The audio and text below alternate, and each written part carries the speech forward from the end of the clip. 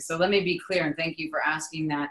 It literally is like an eternal jailer inside of you, or the judge inside of you, the gaslighter inside of you that says everything you say yes to, it says no. Everything that you believe is possible, it tells you the reasons why you can't. And most of us actually listen to the I can't versus the possibility, even though we're really, really excited at first, and then we don't do it because the I can'ts come in.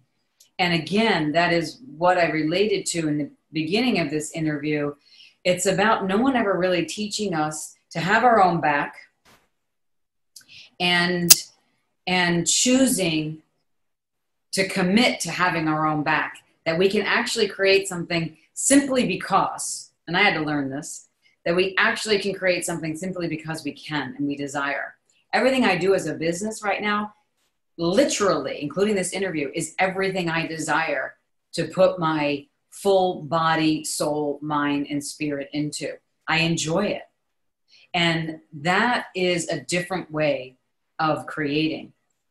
Now, challenging yourself to do the things that you've avoided or that create the resistance is something that is really difficult for some people, because it's a lot easier. You know, ignorance, they say, is bliss.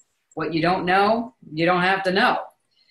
Well, what you don't know means you don't actually have to know. And that is a way of excusing yourself from committing and creating the life and goals and dreams that you have. And there's no greater sickness in this reality, or disease, I dare say, in this reality, than the dis-ease of not having your own back, not listening to what lights you up, and not choosing that no matter what it takes to create it.